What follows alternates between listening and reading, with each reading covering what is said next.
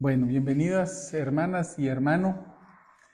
Que el Señor les bendiga. Qué gusto que estemos reunidos para nuestro estudio bíblico de los martes. Hoy el piquito así no fue tan grande, de 7 y piquito. Vamos a estudiar un pasaje muy interesante en Hebreos, por supuesto. Vamos a continuar nuestro estudio en Hebreos y vamos a conocer un poco mejor al gran sumo sacerdote que ya vimos un poquito en nuestro estudio pasado del martes pasado. Ya hablamos un poquito de sumo sacerdote, Hebreos 5, del 1 al 10, vamos a ver hoy si nos da tiempo. Y ya hablamos un poco sobre este gran sumo sacerdote que tenemos en favor de nosotros y al final dice que nos acerquemos confiadamente porque Él está ahí a favor nuestro. Él está sentado en un trono de gracia, dice, que no es un trono de destrucción, sino de gracia. Y pues en el capítulo 5 vamos a entender un poquito más la función de este gran sumo sacerdote. Y de paso, pues el autor está demostrando que Jesús, nuestro gran sumo sacerdote, es superior a Aarón, que era el sumo sacerdote. ¿Se recuerdan ustedes en tiempos de Moisés? El sumo sacerdote era Aarón y aquí lo va a comparar directamente con Aarón como el representante del sacerdocio levítico, o sea, el sacerdocio que Dios instituyó a partir de los levitas y de ellos Dios seleccionaba al sumo sacerdote. Y pues en este estudio vamos a ver cómo Jesús es superior no solo a Aarón, sino al sistema de sacerdocio de los levitas. Y podemos tener un poquito de duda, bueno, al fin, ¿qué es el sacerdote? ¿Qué hace? Y bueno, no tengan pena porque el autor, aunque le está hablando a hebreos que entienden plenamente lo que es un sacerdote, empieza el versículo 1 a darnos una definición de qué es un sacerdote, qué hace. Así que va a ser bastante básico para nosotros, ¿verdad? Aunque no seamos hebreos, judíos, ¿verdad? Para los que ya somos viejitos en la fe, ya tenemos algunos años, pues tanto escuchar las historias del Antiguo Testamento y de Moisés y de Aarón, y pues posiblemente tengamos muy buena información doctrinal de lo que es un sacerdote, pero muchos de los primeros creyentes, ¿verdad?, no eran judíos. Entonces, aunque esta carta está dirigida a judíos, pues el autor consideraba que, guiado por el Espíritu Santo, que también personas que no estaban tan enteradas de todo lo que correspondía al judaísmo, ¿verdad? Entonces, hay algunos detalles que tal vez los judíos dirían, bueno, eso ya lo sabemos, ¿verdad? Pero están ahí muy bien para nosotros. Así que vamos a orar para que el Señor nos dirija en este estudio. Gracias, Señor, por el gusto de estar acá reunidos. Gracias, Señor, por tu amor, por tu misericordia. Gracias, Señor, por la salvación que tú nos has ya regalado. Y gracias, Señor, porque tenemos todavía la libertad de buscarte, de servirte y de glorificarte.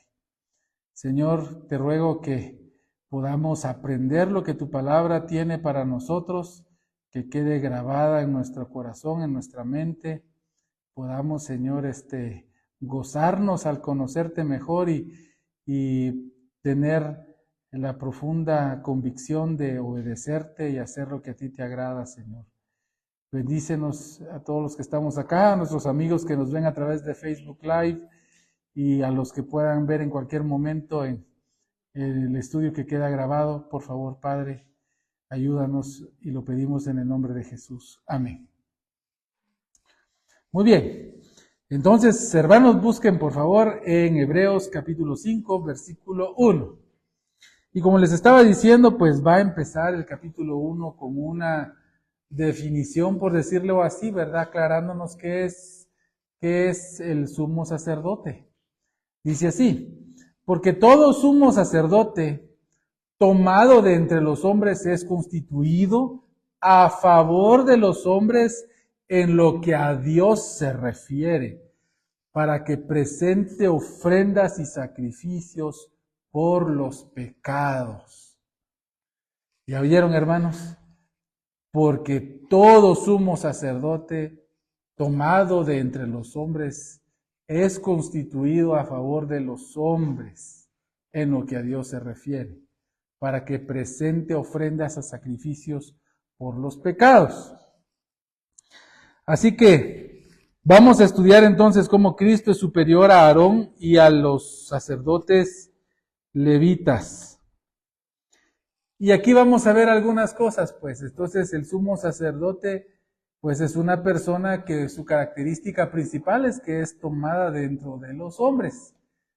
El sumo sacerdote no podía ser un ángel, no podía ser un ser espiritual X, ¿verdad? Mucho menos un animal, ¿verdad? No tiene que ser una persona, alguien de entre los hombres. Y vamos a ver aquí algunas razones por qué. Pero aquí hay una, y es porque está para dirigirse a Dios. Y dirigirse a Dios en nombre de los hombres, en nombre de sus congéneres, de los que son como Él. Es una persona seleccionada de entre los hombres para que represente a los hombres ante Dios. Y a lo que Dios se refiere dice, para que presente ofrendas y sacrificios por los pecados. Así que su función es interceder por los hombres, sobre todo para que sean perdonados los pecados de los hombres. Importante notar ahí que dice en lo que a Dios se refiere, porque la función del sacerdote es en lo que se refiere a representar a los hombres ante Dios. No está constituido para representar a los hombres políticamente, tampoco socialmente, tampoco culturalmente, tampoco es un profeta. ¿Qué es un profeta? Bueno, para que tengamos claro, los sacerdotes le hablan a Dios de parte de los hombres, intercediendo en favor de ellos. Señor, perdónalos. Y aquí está el sacrificio que tú revelaste, que es la forma en la cual tú nos vas a perdonar de nuestros pecados y tú extiendes tu misericordia a nosotros. Y esta persona es la que hace eso. Pero el profeta viene al revés. Es alguien que le habla a los hombres de parte de Dios. ¿Sí? Es una persona que recibe revelación divina, o sea, de parte de Dios para ser entregada a los hombres. En ese sentido, Jesús, hermanos, nuestro Señor, tiene estas tres características importantes. La de ser profeta porque habló en nombre de Dios hacia nosotros, para que nosotros le conozcamos a Dios y conozcamos de Dios. Es sacerdote porque después de haber muerto en nuestro lugar, Él va ante Dios en representación de nosotros. ¿Cómo vamos a ver más detalles acá? Pero tiene un ministerio también, el de reinar. Jesús también es rey en lo que concierne a los hombres. Y por supuesto, el Señor Jesucristo es rey del universo, pero en este momento Él no impone su reino en esta tierra. Hay tantas doctrinas teológicas y corrientes teológicas que se contradicen y dicen, no, claro que Jesús está reinando hoy, si Él es rey no puede dejar de ser rey. Y otros dicen, no, Él no es rey, va a ser rey en el futuro.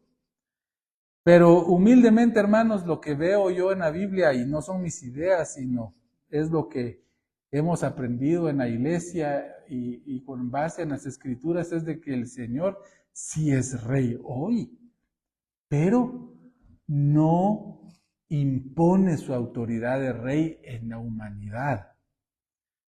¿saben? Pero sí está reinando. Reinando en nosotros que voluntariamente nos sometemos a Él como Rey. Pero por supuesto que Él no está imponiendo su reino. Creer en ustedes, hermanos, de que el Señor reina con autoridad de Rey en este mundo que cada día más va hacia el pecado y más se inclina a la perversión y a la maldad. Pues si el Señor estuviera imponiendo su reinado, no estaría pasando eso, no habrían injusticias, no habrían tantos hechos de maldad en nuestro mundo, porque Cristo lo controlaría, no permitiría que pase.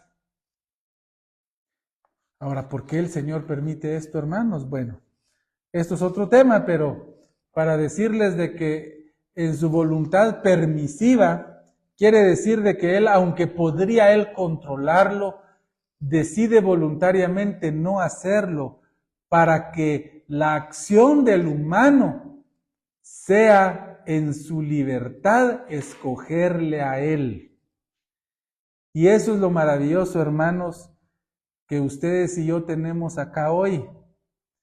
Y no lo digo para que ustedes o yo nos gloriemos, porque si somos honestos, tenemos que concluir a que hasta el Señor mismo es el que nos motiva a juntarnos y a leer su palabra.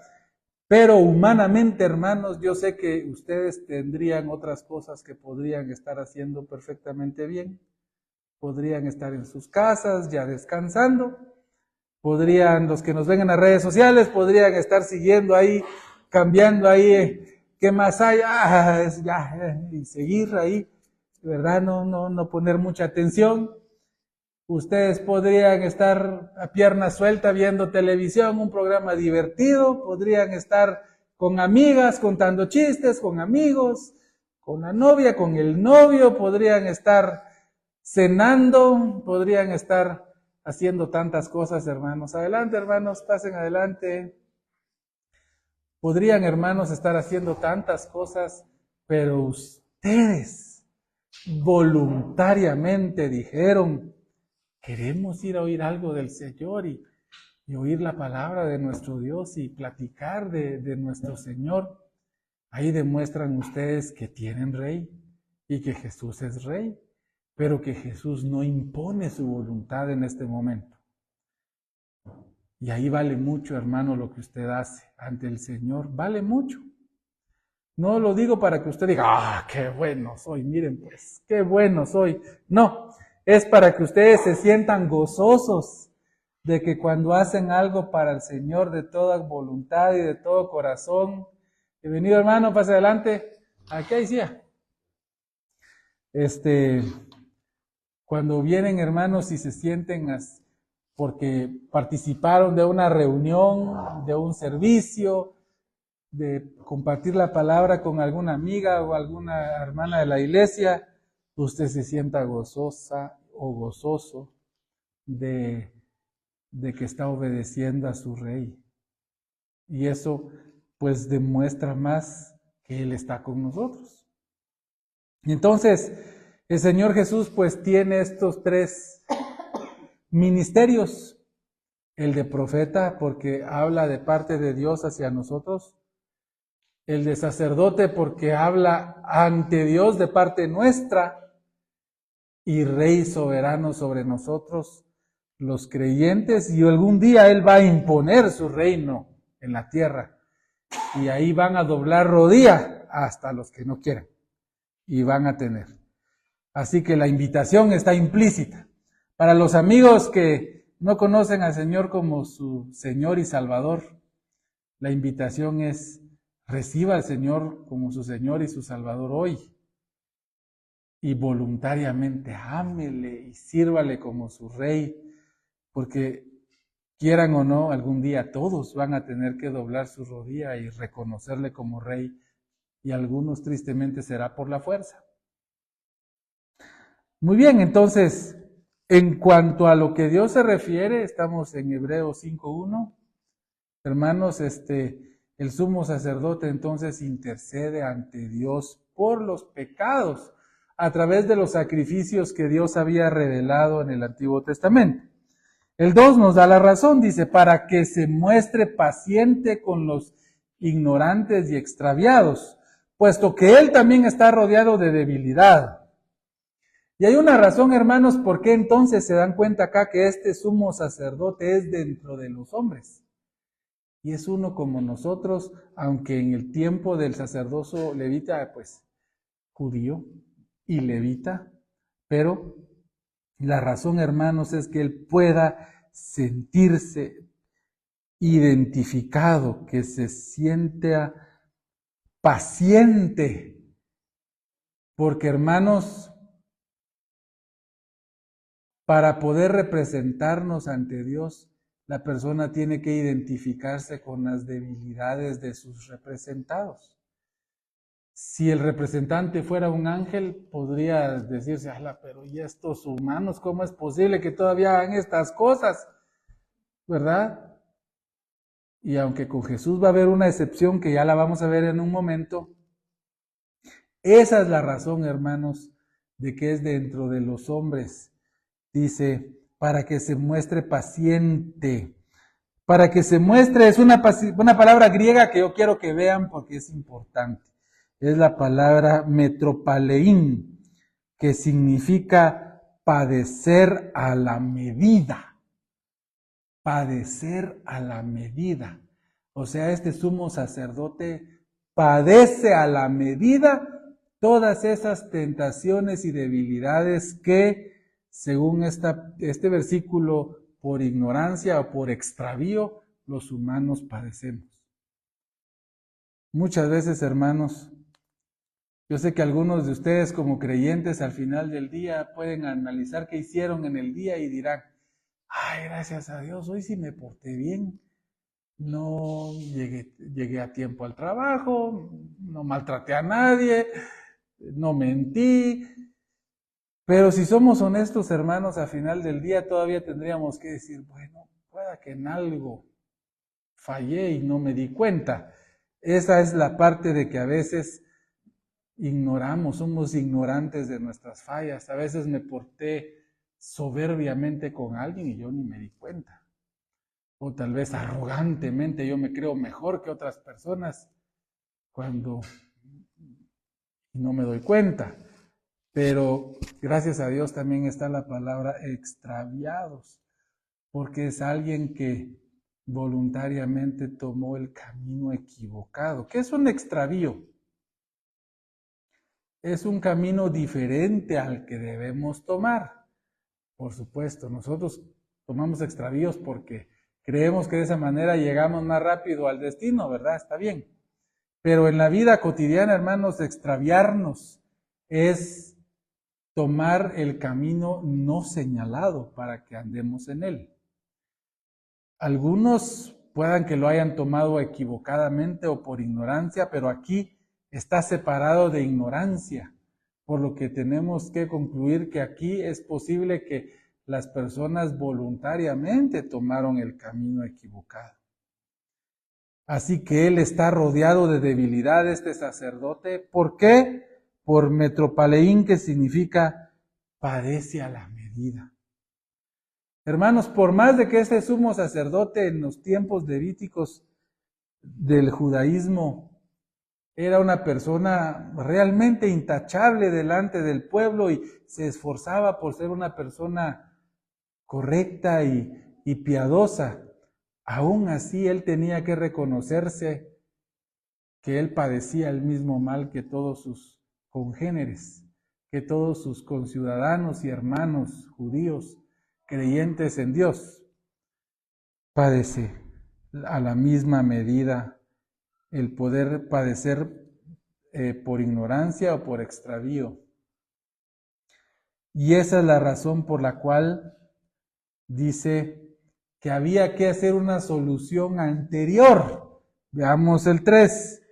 Y por causa de ella debe ofrecer por los pecados, tanto por sí mismo como también por el pueblo. O sea, este sacerdote tenía que hacer un sacrificio para sí mismo y pedir perdón a Dios en primer lugar por sí mismo y luego interceder ante Dios por el pueblo.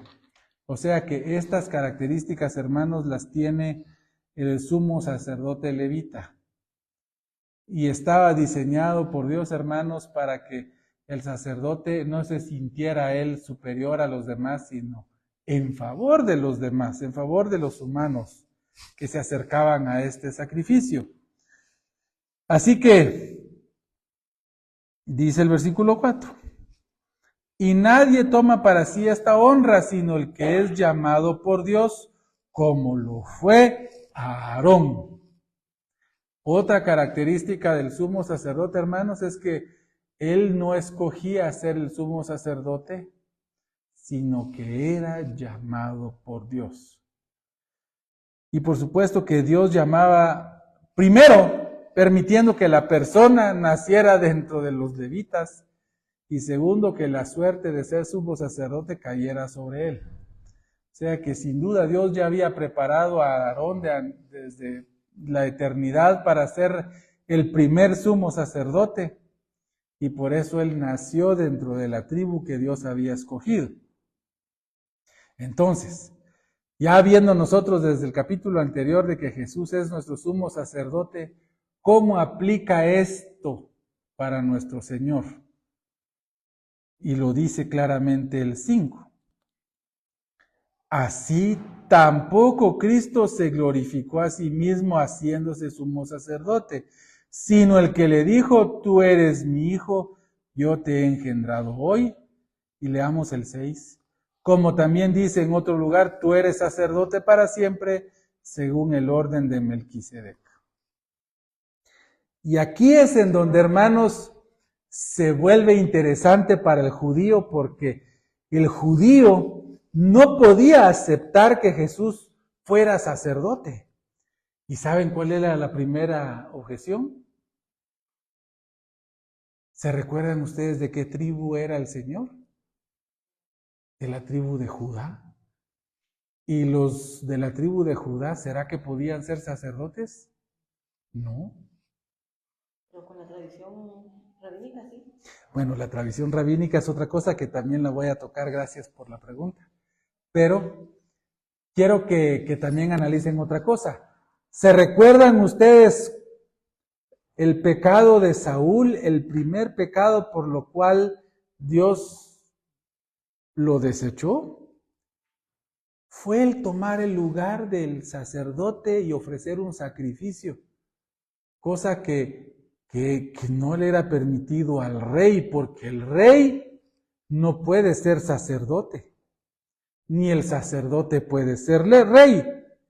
Entonces los judíos rapidito concluyen. Entonces, ¿cómo me vienen a decir los cristianos y el Nuevo Testamento que Jesús es rey, sumo sacerdote? Pues bueno, ¿acaso es mitad levita y mitad de Judá? Y aún así no se podía, porque si se volvía rey ya no podía ser sacerdote. Entonces, se volvía para el judío algo difícil de entender. Por eso, hermanos, es de que el autor de la carta, humano, pero guiado por el Espíritu Santo, hermanos, está aclarándole a los judíos, pero no tengan pena, porque aquí está la razón. Aquí está la razón. Y vamos a ver la razón en la respuesta a todo esto. Primero, de que no fue algo que Cristo decidió a sí mismo, sino que fue el que le dijo, tú eres mi hijo. Y ya vimos estos pasajes, pero tal vez vale la pena que veamos en el Salmo 2:7. Vamos a ver el Salmo 2:7. Y dice, yo publicaré el decreto. Jehová me ha dicho, mi hijo eres tú, yo te engendraré hoy. Pídeme y te daré por herencia las naciones y como posesión tuya los confines de la tierra. Los quebrarás con barra de hierro, como vasijas de alfarero los desmenuzarás. Y por supuesto, este salmo está hablando de que el Hijo de Jehová, el Hijo de Dios, es el Rey. Es un decreto de Dios, no es un decreto de que Jesús se autonombró rey. Y por favor, no es que Jesús no tenga la autoridad, y lo vamos a volver a ver al final en los ejemplos que ya hemos estado viendo con respecto a la obediencia de Cristo, que no nos debe hacer sentirnos como que Jesús es menor en autoridad a su Padre, o que Cristo es menor como Dios que su Padre. No, hay otra razón que la vamos a ver al final porque se va a ir entendiendo mejor, pero también fue Dios el que lo constituyó sacerdote. Veamos el Salmo 110:4. Y el Salmo 110:4, que posiblemente es el salmo más mesiánico que más habla de Jesús. Como dice, juró Jehová y no se arrepentirá, tú eres sacerdote para siempre, según el orden de Melquisedec. ¿Se recuerdan ustedes de este salmo que empieza revelando de que David está hablando de su Señor? Vean ustedes el 1, dice, Jehová dijo a mi Señor, siéntate a mi diestra hasta que ponga a tus enemigos por estrado de tus pies. ¿Se recuerdan que ya hemos tratado de estudiar la identidad de este Señor? Jehová dijo a mi Señor. Por supuesto que el escritor a los Hebreos dice inmediatamente, nos revela quién es este Señor, que es el Señor Jesucristo. O sea, David dice, Jehová le dijo a mi Señor, que es el Mesías, el Hijo de Dios, le dijo, siéntate a mi diestra hasta que ponga a tus enemigos por estrado de tus pies. Y siempre Jehová diciéndole al Señor de David, está el 4, juró Jehová y no se arrepentirá, tú eres sacerdote para siempre según el orden de Melquisedec. No se pierdan.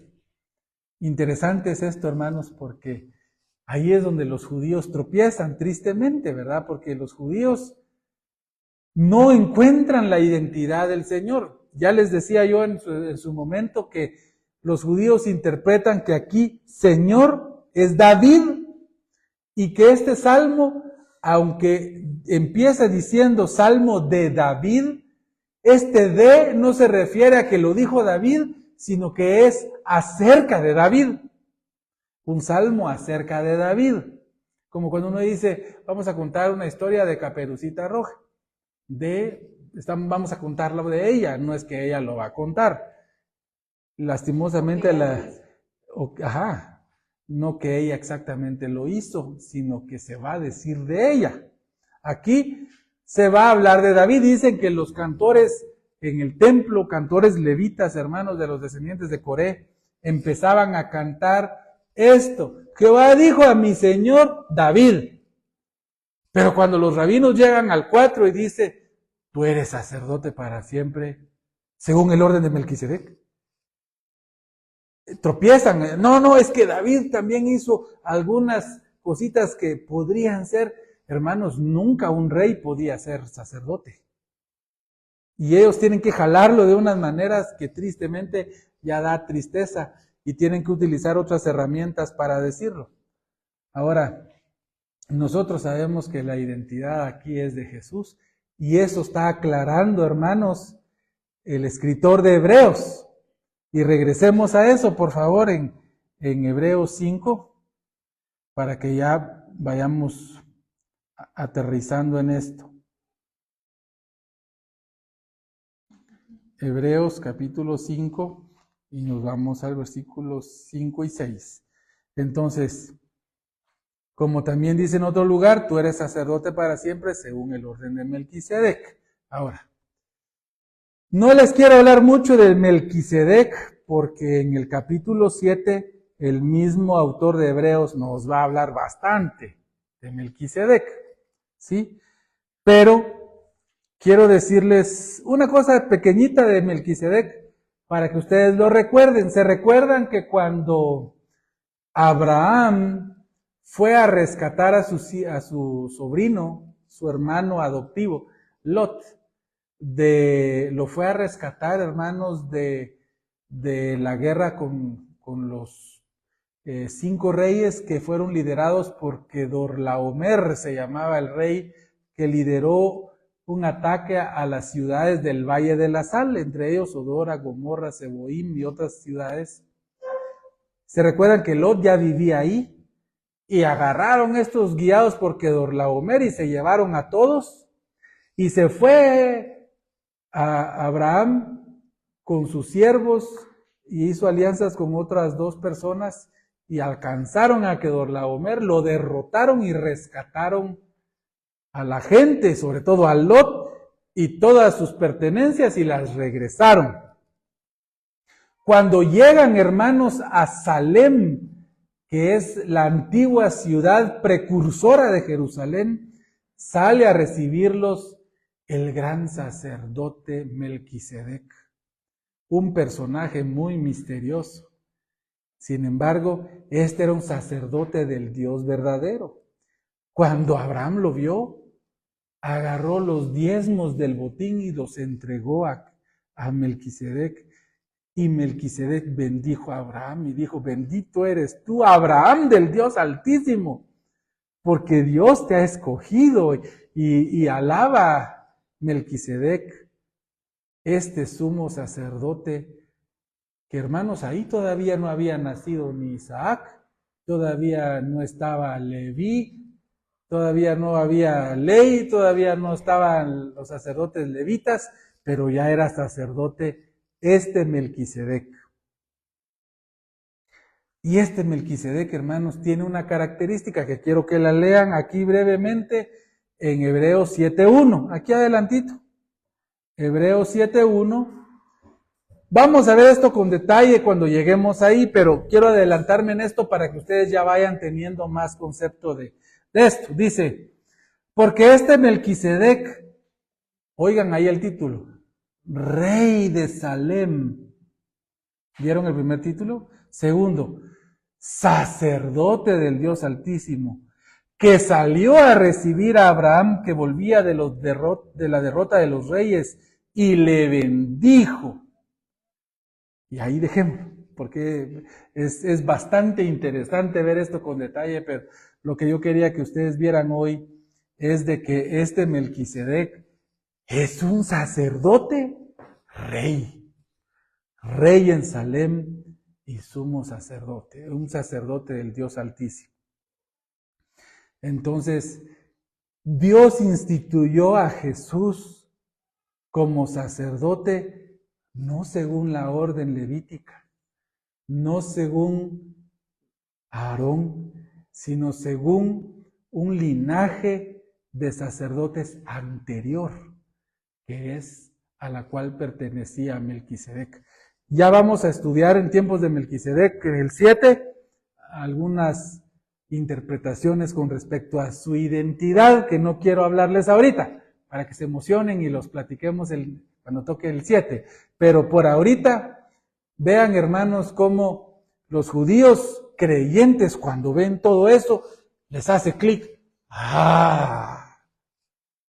Bíblicamente, Jesús, nuestro Mesías, nuestro sumo sacerdote ante Dios, nuestro Rey al que vamos a obedecer, es correcto conforme a las Escrituras, no hay contradicción. Entonces cualquiera podría decir: ¿Jesús no es levita para ser sumo sacerdote? Por supuesto, es que él no es sacerdote según la orden levítica, sino de Melquisedec. ¿Y es rey? Sí, según el linaje de Judá es rey. ¿No se puede? Sí, porque él es un sacerdote conforme a Melquisedec, así que puede ser rey. Así que, aún, hermanos, nuestro Señor ostenta el título de sumo sacerdote, de rey y profeta. Y dice el 7, y Cristo, en los días de su carne, ofreciendo ruegos y súplicas con gran clamor y lágrimas al que le podía librar de la muerte, fue oído a causa de su temor reverente. Y aquí, hermanos, este es uno de los versículos más confrontados dentro de la teología la teología de debate, en donde los teólogos se debaten a qué se refiere esto que Cristo en los días de su carne ofreciendo ruegos y súplicas con gran clamor y lágrimas al que le podía librar de la muerte, fue oído a causa de su temor reverente. Algunos dicen, bueno, aquí, hermanos, está hablando, ¿se recuerdan de dónde? ¿En dónde estaba él? No, en el huerto de Getsemaní, cerquita, ahí cerquita. El monte de los olivos es todo el monte, Getsemaní, dentro del monte de los olivos, un jardín específico. Ahí el Señor dice que cuando sudó sangre. Entonces dice que Él con lágrimas suplicó ser librado de la muerte. La controversia fue oído a causa de su temor reverente. Y entonces los teólogos dicen, ¿cómo que fue oído si sí murió? Y sí murió en la cruz. A mí se me hace, lo raro a mí no es eso de que fue oído a causa de su temor reverente. ¿Cómo así que no se oía? Porque fue oído. O sea, no puede haber el chance que no se oyera. Ah, ok, sí, muy buena observación. Y eso tiene que ver con la respuesta final que les voy a dar a la obediencia de Cristo. ¿Cómo es de que es oído? ¿Cómo es de que tiene temor reverente? Temor reverente. ¿El Señor Jesús? Sí, no se asusten, lo van a hacer clic bien fácil. Solo quiero que sepan que están estas corrientes teológicas. Una de las más argumentadas, pero que yo no le encuentro sustento bíblico, es de que Satanás en el huerto de Getsemaní quería matar a Jesús ahí y por eso él estaba sudando sangre porque Satanás le estaba poniendo una presión de que Jesús ya estaba por morir. Y por sus súplicas el Señor no murió en Getsemaní, sino logró ir a cumplir su misión de morir en la cruz. Esa es una interpretación. Puede ser, pero hermanos, no nos da mucha luz en la Biblia, más que su sudor eran como grandes gotas de sangre, y que él sí estaba en una gran angustia y se iba con sus discípulos. Oren, por favor, oren, oren. Y él estaba suplicando por oración. Pero si fuera así, no se hubiera cumplido otras profecías. Si él hubiera muerto ahí. Ajá. Exactamente. Y de todos modos no pasó eso, o sea, sí se cumplió la profecía. Ahora, a la luz de lo que vamos a ver acá en Lucas 22:43. Véanlo solo brevecito. Lucas 22:43. Ay, ay, ay.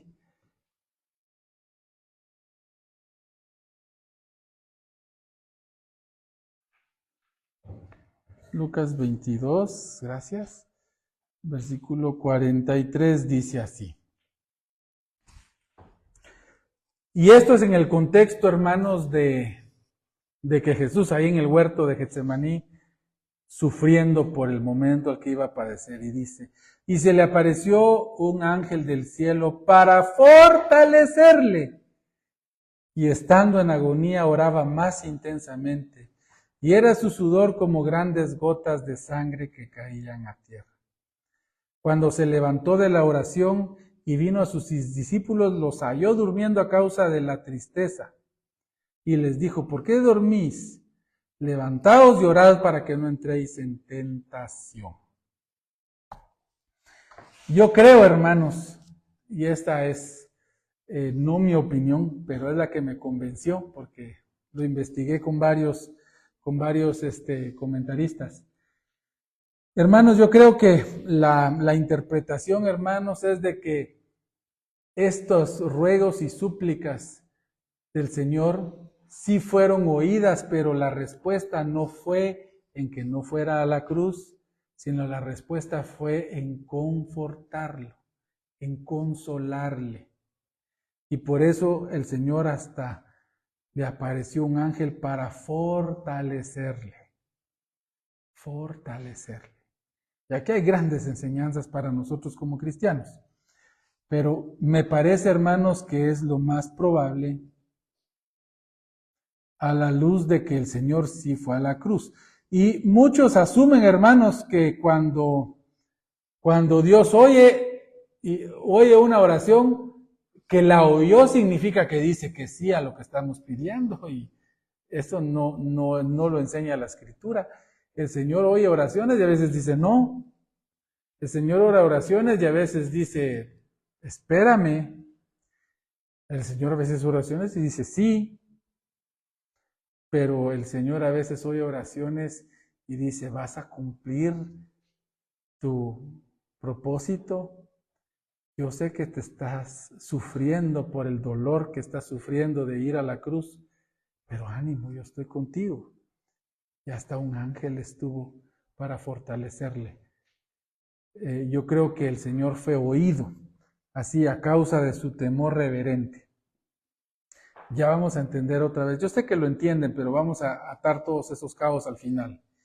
8. Y aunque era hijo, por lo que padeció, aprendió la obediencia.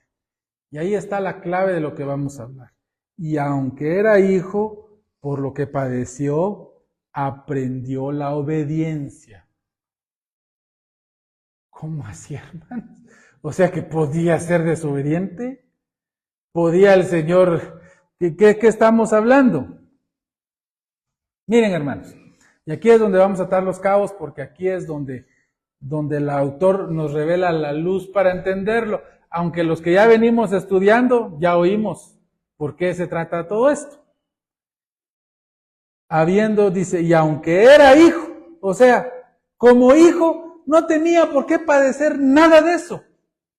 Eso es lo que está diciendo, que dice, aunque era hijo. Es que, hermanos, mi ejemplito, aquel de siempre, que por favor perdónenlo, pero es el más claro que me viene a la mente.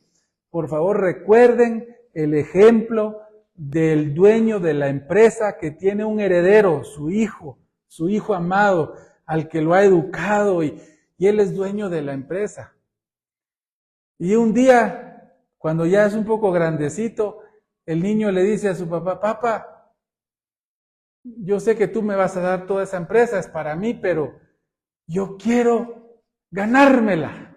Es mía, pero me la quiero ganar. Y el papá, ok. Así que vino el hijo y decidió hacerse como uno de los empleados. Y pasó todo el proceso de los empleados. Aunque él es el dueño, hermanos, él decidió marcar tarjeta para entrar, marcar tarjeta para salir, empezar siendo de la limpieza y trapear. Y que todos los trabajadores lo vieran.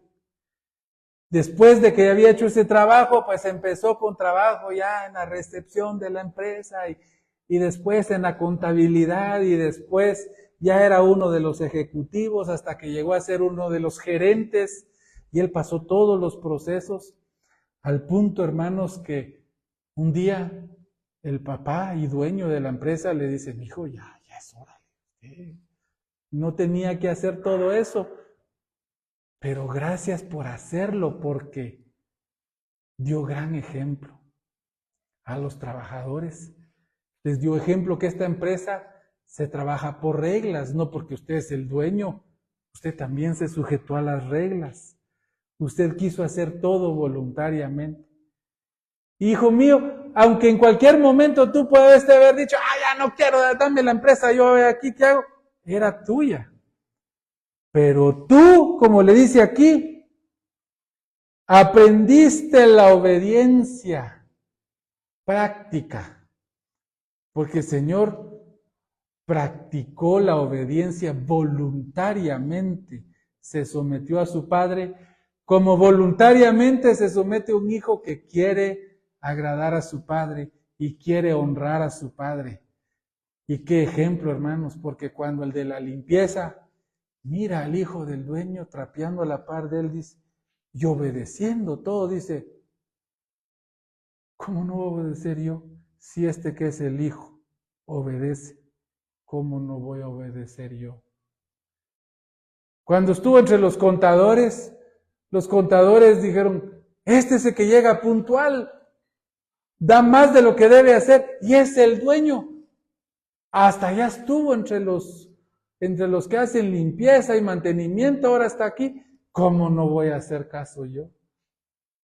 Hermanos, entendamos que el Señor voluntariamente quiso venir a esta empresa, en donde Él se sometió a obediencia, se sometió, hermanos, a dolor, a sufrimiento, a ser uno como nosotros, para ser un sumo sacerdote excelente, sin pecado, pero se identifica con nosotros. Sabe lo duro que es trapear, sabe lo duro que es tener horarios, sabe las tentaciones que pueden surgir cuando uno está trapeando, cuando uno está manejando dinero. Él lo sabe, aunque él nunca tocó un centavo de su padre. Esa es la diferencia. Así que ¿cómo el dueño de la empresa no lo iba a poner como soberano de todo y decir, mijo, era tuyo, pero te lo volviste a ganar? Era tuyo, pero lo quisiste ganar con tu amor, con ser como los trabajadores, para que nosotros, hermanos, como simples obreros en la gran empresa de Dios, tengamos que decir, si nuestro Señor Jesucristo se sometió a obediencia ante un gran fuerte dolor de la muerte, ¿cómo no yo me voy a someter a obediencia con lo más profundo de mi amor? Si mi Señor lo hizo, ¿cómo no lo voy a hacer yo? ¿Se dan cuenta de cómo Él usó todos los canales? Como dice Carl, ¿cómo así que fue oído? O sea que pudo no haberse oído. Es que usó los canales que Dios reveló a todos los humanos, el del ruego y la súplica. En el ejemplo de la empresa, hermanos, es como que si él necesitaba un permiso para ir a hacer algo de sus estudios, hizo su carta. Digo, señor gerente, ahí tengo una pequeña reunión a tal hora y suplico su permiso, voy a reponer la hora en tal otra hora y la entrega. Cuando el administrador o jefe de personal mira la carta y dice, puchis, el dueño me pide permiso para ir. Aprobado, anda, ¿cómo no? Anda. Usó los canales correctos, los canales de la empresa. Así hizo el Señor, hermanos. Vino humildemente a usar nuestros canales, a hablar en oración.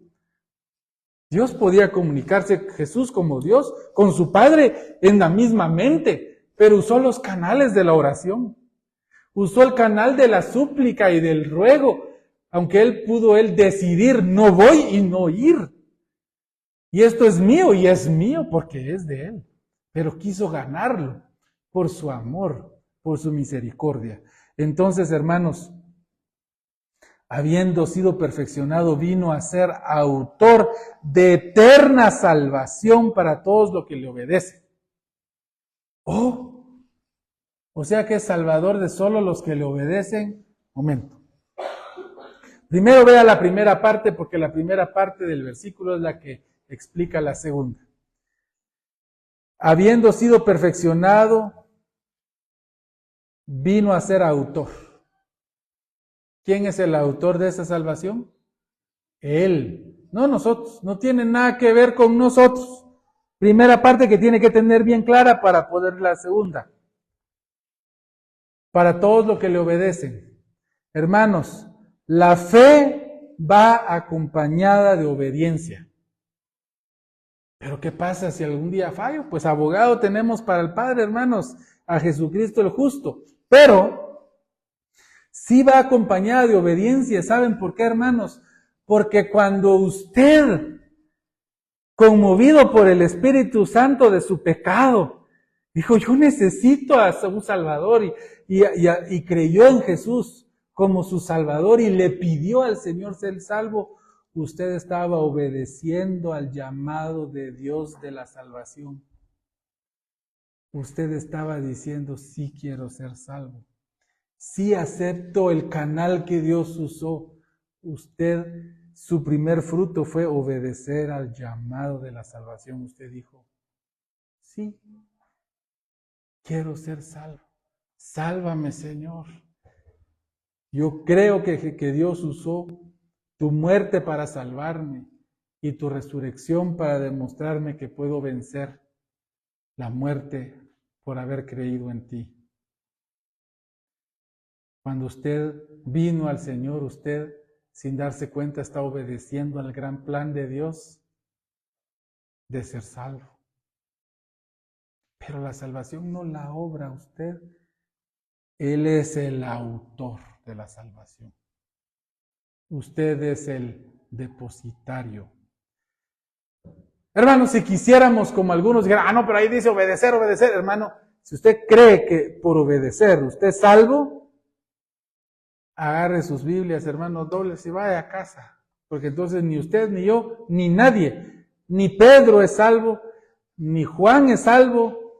Juan y su hermano Jacobo pidieron que fuego que consumiera a todos los samaritanos que no dejaron pasar ahí, desobedeciendo. Jesús les dijo, ustedes no saben de qué espíritu son. Ustedes no se dan cuenta que yo no vine a matar a esa gente, yo vine a salvarlos. Pero te odian, Jesús, sí, pero yo los amo. Yo actúo en base a mi amor por ellos, no en base a su odio por mí. A pesar que ellos me odien, yo los amo y quiero que ustedes aprendan. Y eso obró en la vida de Juan, al punto que el escritor más dulce de la Biblia es Juan. ¿Se recuerdan cómo nos habla a nosotros? Hijitos, dice Juan diciendo eso, hijitos, estas cosas os escribo para que sepáis que tenéis salvación. Y si alguno de ustedes ha pecado, tenéis abogado a Jesucristo el justo. Hijitos, dice, y con gran ternura habla. Ah, sí, pero recuerden en sus primeros días él ahí pidiendo fuego del cielo para matar a los samaritanos. Si fuera porque él es obediente, hermanos, él es uno de los, o sea, no cabe teológicamente que la obediencia es aquí el fruto de la salvación. La salvación nos la dio el Señor y por supuesto hay obediencia de nuestra parte. Y la primera es decir sí. La primera es sí, Señor, creo en ti. Sí, Señor, vengo a ti. Y por supuesto no estoy predicando en contra de la obediencia, hermanos. Todo lo contrario. Vean el gran ejemplo del Señor, que se hizo tan humilde de usar los canales nuestros de comunicación, siendo Él el Rey, hermanos. Qué ejemplo para que nosotros hagamos eso. Le obedezcamos por gratitud a lo que Él es para nosotros. El 10 se explica solo, y fue declarado por Dios sumo sacerdote según el orden de Melquisedec. Dios, hermanos, declaró a Jesús sacerdote según un orden establecido por Dios mismo. Y el orden es de Melquisedec. Entonces, los judíos, hermanos, cuando el templo fue destruido, se quedaron sin religión.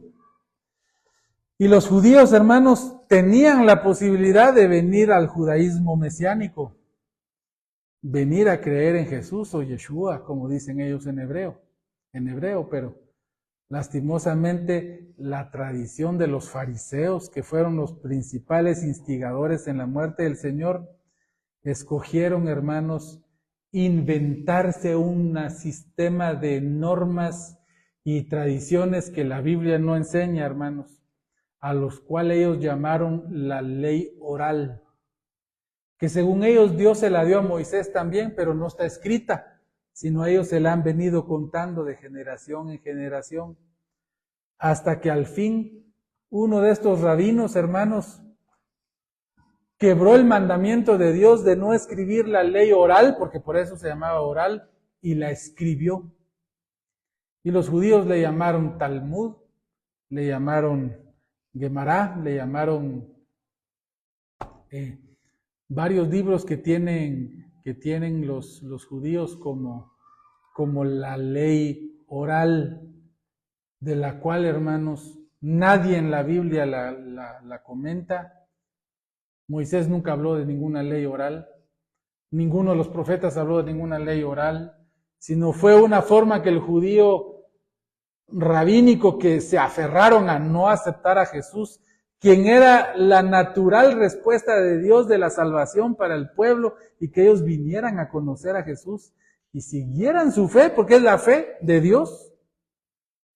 Ellos hicieron todas estas tradiciones, hermanos, en donde nos llegan hasta nosotros con unas cosas terriblemente apartadas de la misma Biblia. Los rabinos, hermanos, han puesto a la ley oral como la autoridad final, incluso para Dios. O sea, Dios está sujeto a la ley oral. ¿Sabían ustedes que los rabinos creen que Dios en el cielo tiene un área de estudio de la ley oral? 3 horas al día Dios se sienta a estudiar la ley oral, según ellos. Se han vuelto un tipo de paganismo terrible que debemos pedir a Dios por ellos, hermanos, porque el Señor los ama de una manera especial. Dios ama a todos los humanos, hermanos, y quiere salvar a todos. Pero de Israel sabemos que Dios tiene un cuidado especial. Y si Dios ama de manera especial a Israel y quiere salvarlos de una manera especial a ellos, nos queda a nosotros honrar a Dios con ese amor por su pueblo que también Él quiere que nosotros tengamos.